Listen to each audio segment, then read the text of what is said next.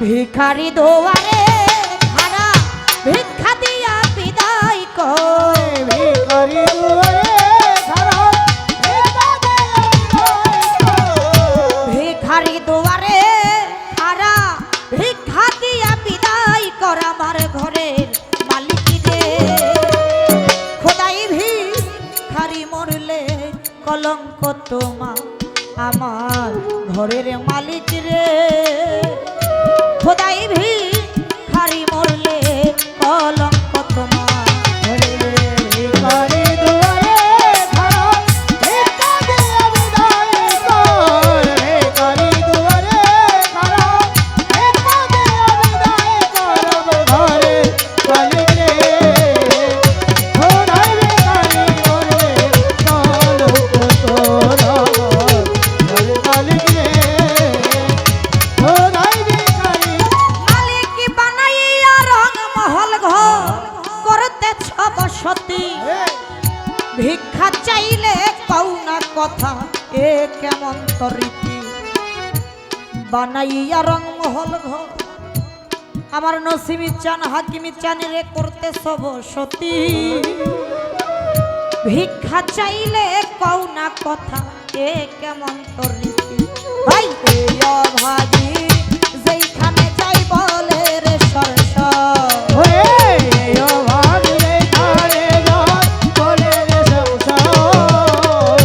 এই অভাগী যেখানে যাই বলে রে সরস। কোরআনে প্রমাণ দিয়েছো কেউ নাই তোমার পর দয়া। কোরআনে প্রমাণ দিয়েছো কেউ নাই তোমার পর বাড়ি। কোরআনে প্রমাণ দিয়েছো কেউ নাই তোমার পর আমার ঘরের মালিক রে। খোদাই ভিখারি মরলে কলঙ্ক তোমার আমার ঘরের মালিক রে। খোদাই ভিখারি মরলে কলঙ্ক তোমার আমার ঘরের মালিক রে। খোদাই ভিখারি মরলে ও মালিক রে।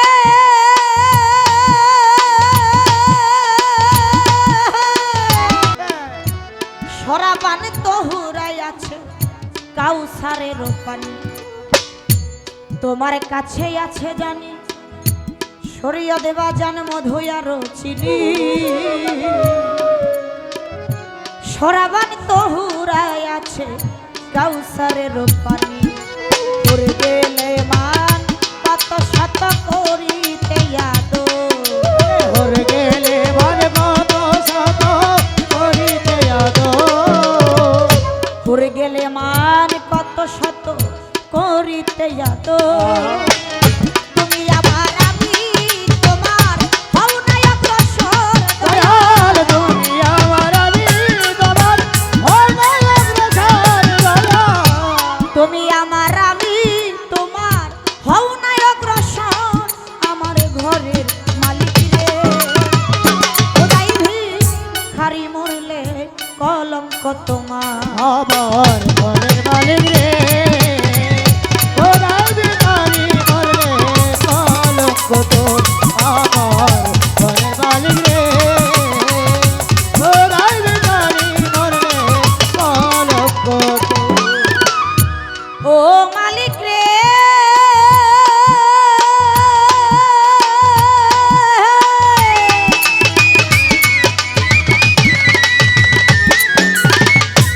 ওরে মালিক নাম বড় যার কাম বড় তার এটাই হওয়া চাই।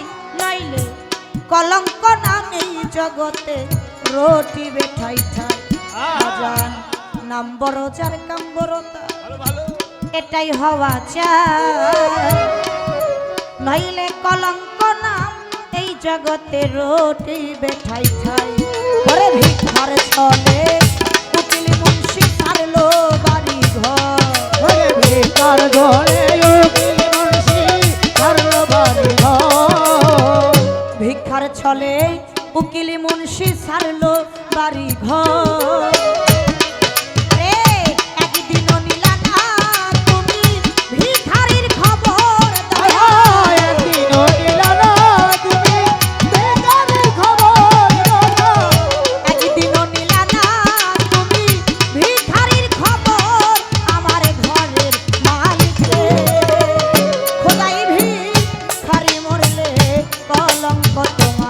আমার ঘরের মালিক রে খোদাই ভিখারি মরলে কলঙ্ক তোর ঘরের মালিক রে খোদাই ভিখারি মরলে কলঙ্ক তোর ভিখারি দুয়ারে খাড়া ভিক্ষা দিয়া বিদায় কর, খোদাই ভিখারি মরলে কলঙ্ক হয়তো। এই গানটা উকিল মুন্সি সাহেবের লেখা গান, আমি আমার গুরুচরণে রাখলাম। এবার মৌখিকভাবে দুটি কথা থাকবে, তার একটা কথা আবার গুরুজির কথার থেকে বা গান থেকে। যে গানটি করলেন বিবেক বুদ্ধি আদব কায়দা বিশ্বাস ভক্তি প্রেম সোহাগে, ভাব বুঝে লও আগে গুরুর ভাব বুঝে লও আগে। আমি যার গান করেছিলাম এটা কিন্তু ওনারই গান, বাউল কবি সাধক সুশীল সরকার। এই গানটার মধ্যে আসছে থাকলে মুর্শিদ ভক্তের বাড়ি, মিলন হইলে স্বামী স্ত্রী, সুখাইবে তোর দেহ তরি ধরবে না না। এই জায়গার থেকে আমার কথা, সেই কথাটা হলো আমাদের বাহ্যিক জগতে ছেলে কিন্তু বাবার কাছে মুরিদ হয়। বাবা খেলাফত পাইলে সন্তান যায় তার কাছে মুরিদ হয়। মুরিদ হওয়ার আগে সম্পর্ক থাকে বাবার ছেলে, মুরিদ হওয়ার পরে কিন্তু তা থাকে না। মুরিদ হওয়ার পরে সম্পর্ক হয়ে যায় কি গুরু শিষ্য, কর্ম সাধন ভজন করতে করতে তারপর হয় ভক্ত। এখন ছেলে যায় যে বাবার কাছে মুরিদ হইল, হয়ে গেছে গুরু আর ভক্ত, ওই গুরু তো একই বাড়িতেই থাকে, ভক্ত তো একই বাড়িতেই থাকে। এই যে গানের মধ্যে যাইছে থাকলে মুর্শিদ ভক্তের বাড়ি, মিলন হইলে স্বামী স্ত্রী, সুখাইবে তোর দেহ তরি ধরবে না না। কোন তরি? আমার এই দেহ তরি। আমার শুধু জানার বিষয়, সন্তান যদি বাবার কাছে মুরিদ হইয়া গুরু ভক্ত হয়ে যায়, গুরু একই বাড়িতে ভক্ত একই বাড়িতে, তাহলে ওই ভক্তের দেহ তরি যদি শুকায়, দয়াল নামের তো কলঙ্ক হবে। তাহলে এর মধ্যে বিষয় হাকিগতটা কি? 1 নাম্বার 2 নাম্বার, যার জ্যোতি ঠিক তার মতি ঠিক, আর যার রতি ঠিক তার মতিও ঠিক, তার কোনো কিছুর অভাব থাকে না। আমার এই জায়গা থেকে কথা, আমার একটু আলোচনা থাকবে। এমন একজন গুরু আর এমন একজন ভক্ত, দয়ালের নাম হচ্ছে গোসাই গিরিধারী আর ভক্তের নাম হচ্ছে সুগ্রীব। সুগ্রীবের বাবা সুগ্রীবটা ডাক দিয়া কইতাছে, কয় বাবা সময় তো চলে যায়, তুমি আহলে বায়াতটা গ্রহণ কর। মুরিদ হওয়ার আগে কিন্তু মা বাবার অনুমতি নিতে হয়।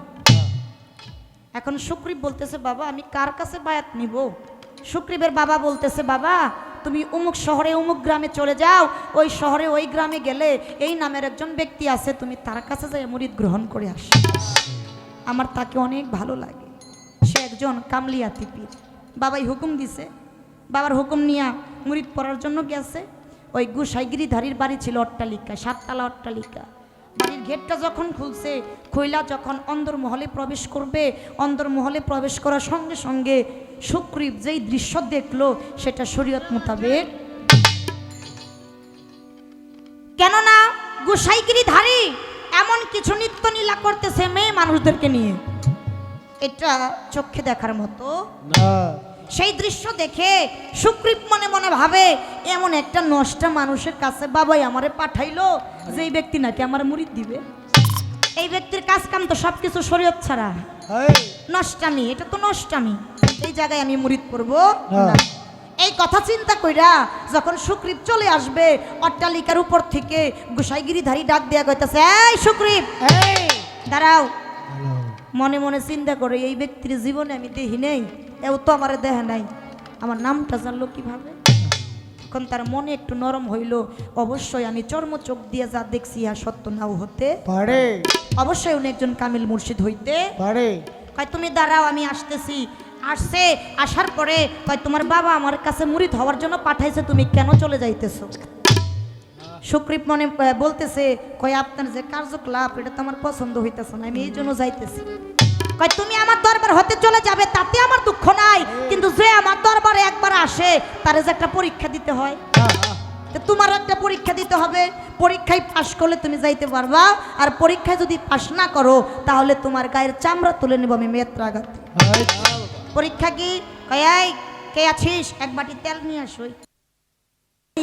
আমার এই 7 তলা অট্টালিকার ভিতরে কি হয় সমস্ত কিছু ঘুরে ঘুরে দেখবা, আর যাওয়ার সময় আমারে বইলা যাইবা কি হইতেছে, কিন্তু মনে রাখো এই তেলের বাটির থেকে জানি 1 ফোঁটা তেল মাটিতে না পড়ে, আর যদি পড়ে যায় আমি তোমার গায়ের চামড়া তুলে নিব খবলাতে বেত্রাঘাতে। খবলাতে এই কথা কইলে কি আর তেল পড়বো?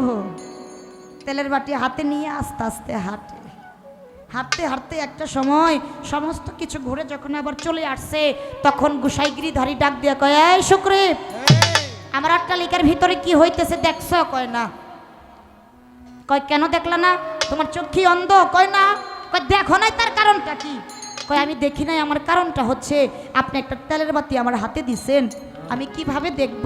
আমি যদি ওই দিকে দেখতে যাই, এই তেলের বাটির থেকে যদি তেল বইরা যায়, এই জন্য আমার ওই দিকে নজর নাই, আমার নজরটা ছিল তেলের বাটির দিকে, যাতে তেলের বাটির থেকে এক ফোঁটা তেল মাটিতে না পরে আক্কেলের ইশারা, ব্যাক কলের ধাক্কা।